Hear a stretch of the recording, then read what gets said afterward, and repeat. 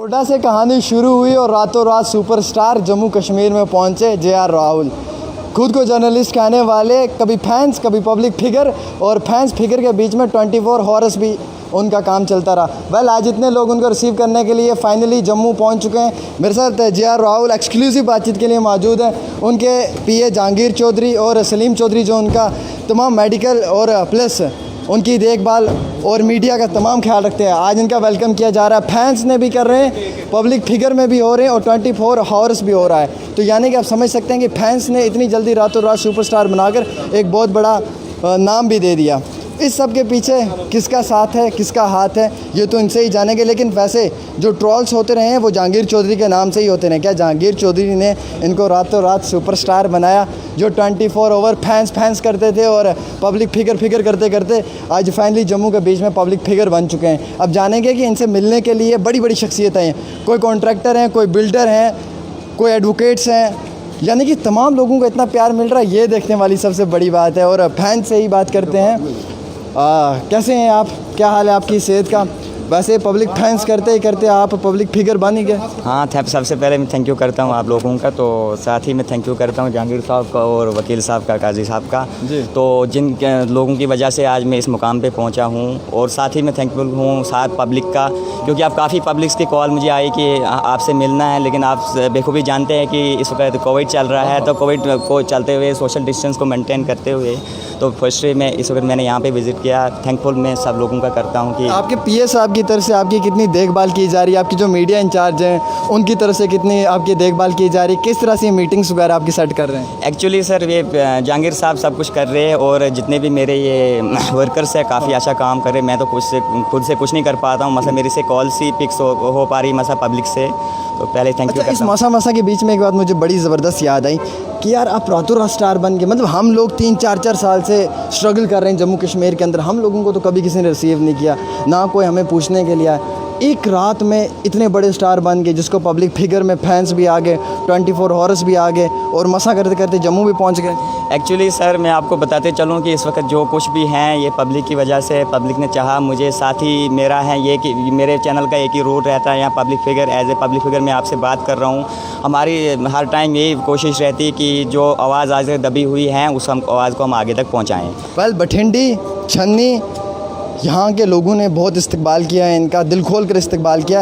मजाक को छोड़िएगा जी, एक बात तो हकीकत है, मैं आपको सच कहूँगा कि जब हम लोग भी इस प्रोफेशन में आए थे बड़ी टांगें हमारी भी खींची गई थी। खैर, ये एक लड़का है, एक बड़े छोटे से गांव का रहने वाला है, अगर अच्छा काम कर रहा है तो आप इसे सपोर्ट करें। लेकिन एक चीज़ से हम लोगों को भी एक सवाल पूछना जायज़ बनता है, क्योंकि हम भी इसी 4th पिलर ऑफ डेमोक्रेसी से। आपकी कुछ वीडियोज़ आए थे जिसमें लिख के था पीके, तो मतलब वो आपके साथ ज़बरदस्ती किया गया था? एक्चुअली सर आप बेखूबी सब जानते हो तो कि इस वक्त अगर एक मतलब अपने पुअर फैमिली से बिलोंग करता था, तो इस वक्त मैं डिस्ट्रिक्ट में आगे निकलना चाहता था, लेकिन तो पहले तो मुझे कोई मीडिया ले नहीं रही, तो मैंने अपना चैनल खोल लिया।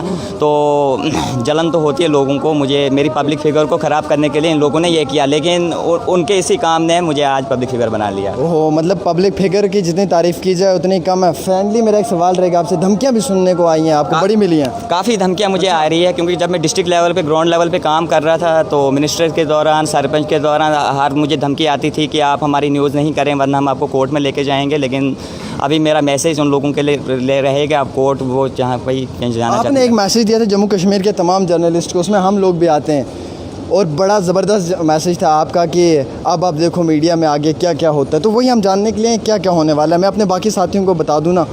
एक्चुअली सर अब मैं कुछ यूनिक तो मीडिया में करूँगा। सबसे पहले मैं वही इश्यूज़ उठाऊँगा जो इस वक्त कोई मीडिया नहीं उठा पा रही है, क्योंकि इस वक्त कोई मीडिया के हमारे जो जर्नलिस्ट हैं कोई किसी के चैनल के नीचे काम करता है, उनकी आवाज़ आखिरकार उनके हेड के नीचे रहती है। लेकिन मेरा अपना चैनल है, मैं आवाज़ गरीबों की आगे खुशी फील होती है आपको एज ए डायरेक्टर, और 4G पे आप हमेशा बात करेंगे? तो इस वक्त सर खुशी तो बहुत हो रही है मुझे, तो साथ ही मैं 4G पे बात करूं। इस वक्त गवर्नमेंट को चाहिए था 4G मतलब रिस्टोर कर जाना चाहिए, क्योंकि इस वक्त साथ ही मैं बताते चलूं कि 4G जो है एक सपना जम्मू कश्मीर के बीच में बन चुका है। हमसे चार्जेस लिए जाते हैं 4G के, लेकिन दिया 2G भी नहीं चाहता है। जी बोले। आखिरकार हमने कौन सा उतना गलत काम किया है जिसके हिसाब से सरकार इतना गलत हम लोग? चलिए, वेल, एक बात तो सही है, एक बात तो हकीकत है, हमारी सोसाइटी से एक मैसेज मिलता है। चलिए, पहले तो मैंने मजाक किया आप लोगों के साथ, क्योंकि मजाक भी करना फ़र्ज़ था मेरा, थोड़ा सा हंसाना भी हमारा फ़र्ज़ ही रहता है। लेकिन बड़ी बात यह है कि कम ऐसे लोग मिलते हैं आपको आज के वक्त में जो आपको सपोर्ट करते हैं, कहीं पे नहीं मिलेंगे। ये मैं खून से लिख के देता हूँ, कहीं पे नहीं। जम्मू कश्मीर में किसी भी कोने में कोई किसी को सपोर्ट करके राज़ी नहीं है, बिल्कुल भी नहीं। लेकिन इस शख्स को सपोर्ट किया, चाहे इन्होंने मास कम्युनिकेशन किया था, नहीं किया था, एक्सपीरियंस थे, फ्रेशर थे, एक डोडा के छोटे से गाँव से रहने वाले थे, लेकिन जिन लोगों ने इसे सपोर्ट किया, आखिरकार उन लोगों के दिलों में मोहब्बत थी इस नौजवान के लिए, और उन लोगों ने इसलिए सपोर्ट किया कि वो चाहते थे कि हम इसे कहीं ना कहीं आगे तक पहुंचाएं।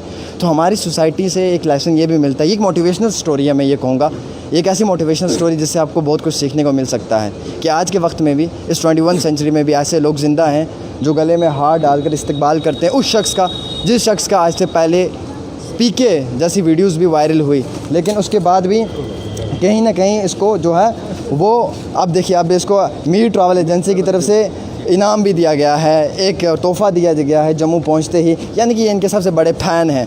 और ऐसे फ़ैन अगर रहेंगे तो मुझे नहीं लगता कि गर्मी में भी इनको हवा की ज़रूरत पड़ेगी, क्योंकि ये फ़ैन इनको हमेशा अपनी फ़ैन से हवा देते रहेंगे। वेल, इसके साथ साथ मैं ये भी कहना चाहूँगा इस शख्स के लिए कि इसको सपोर्ट करें। देखिए, एक नौजवान है, भले ही अभी बोल नहीं पाएगा, धीरे धीरे बोलेगा, मेहनत करेगा जम्मू कश्मीर के लिए।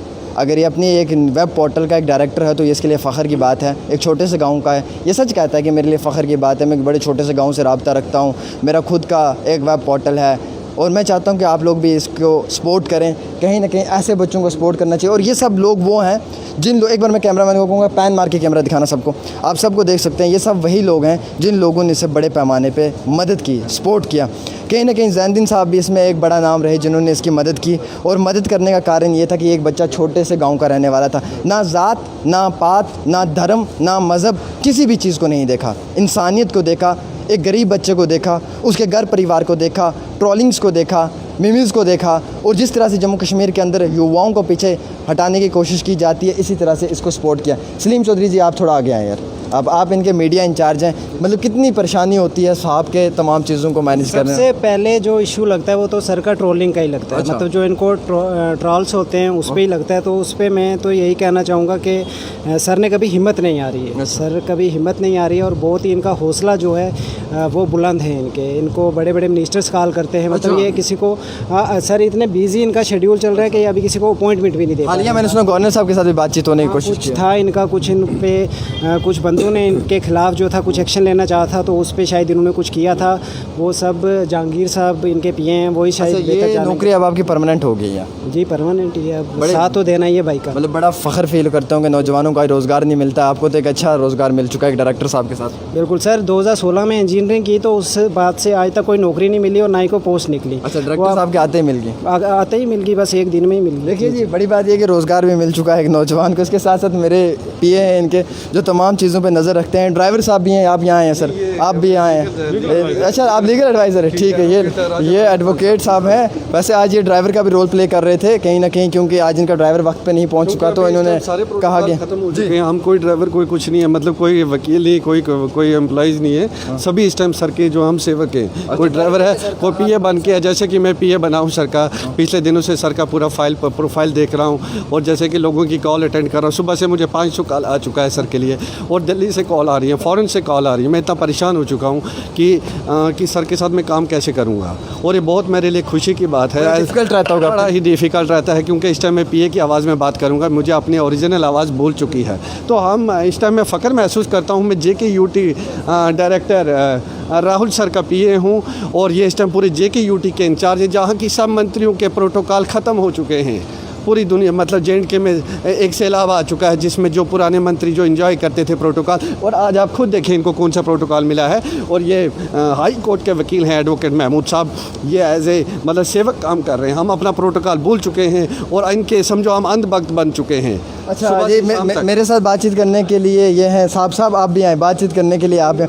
इनकी तरफ से भी इनके साथ बड़ा सपोर्ट किया जा रहा है, बड़ी मदद की जा रही है कहीं ना कहीं। और ये तमाम जो है यहाँ पर गाड़ियों की आप लाइन देख रहे हैं, कितनी खूबसूरती के साथ इनको यहाँ पे लाया गया है। आप देख सकते हैं डायरेक्टर साहब की जब एंट्री हुई थी तो ऐसे लगता था जैसे SRK या दबंग की एंट्री हुई है, किसी बॉक्स ऑफिस के बड़े सितारे जो हैं वो किसी अवार्ड फंक्शन में पहुँचे, रेड कारपेट पे पहुँचे, वैसे इनकी भी हो चुकी है। अब साथ में इनके लीगल एडवाइज़र भी हैं जो इनकी बातचीत को भी मद्देनज़र रखते हैं। आप भी आएँ सर, कोई प्रॉब्लम होती है जब लोगों के साथ इन सब चीज़ों को फेस करना पड़ता है? देखिए, मुझे परसों इन्होंने अपॉइंट किया एज ए लीगल एडवाइज़र, तो मैं तो सबसे पहले डायरेक्टर सर का थैंक्स करता हूँ।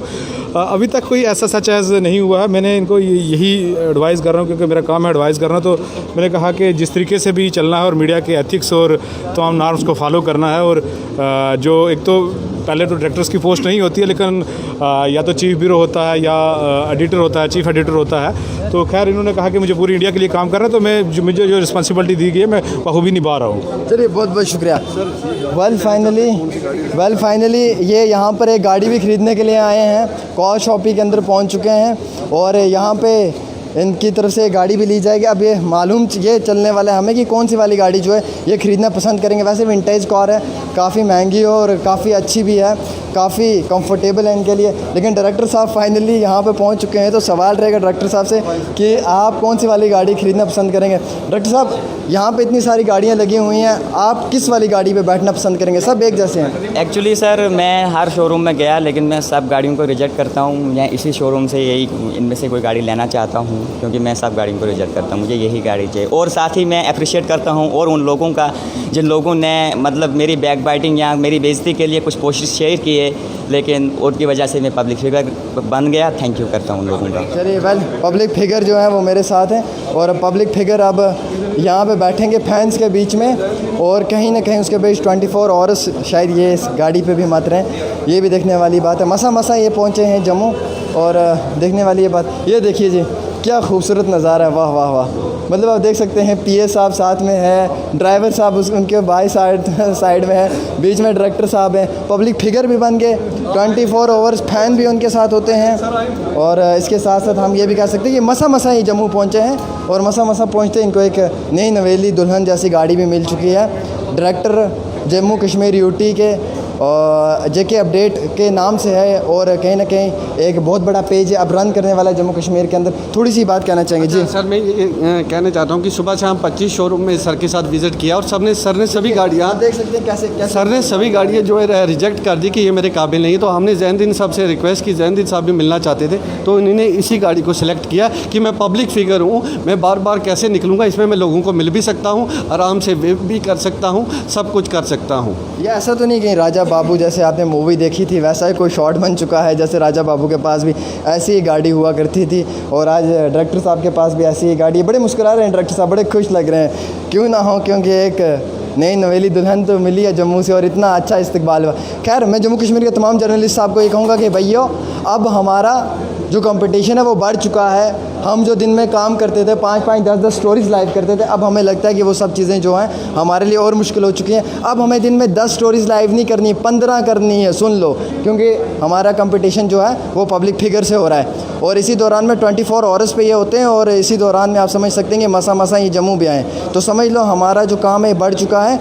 और इसी दौरान में जो हमारे पब्लिक फिगर हैं ये हम सबको अपनी दाईं और बाईं आंख से देख रहे हैं, समझ सकते हैं आपके आते वक्त में क्या हो सकता है। फिलहाल आप इस वीडियो को ज़्यादा से ज़्यादा शेयर कीजिएगा और दीजिएगा अपने मेज़बान होस्ट आमिर सुहेल खान को इजाज़त। ऐसे ही देश भर की बाकी खबरों के साथ आप जुड़े रहें डेली तस्कीन न्यूज़ 24/7 जम्मू से।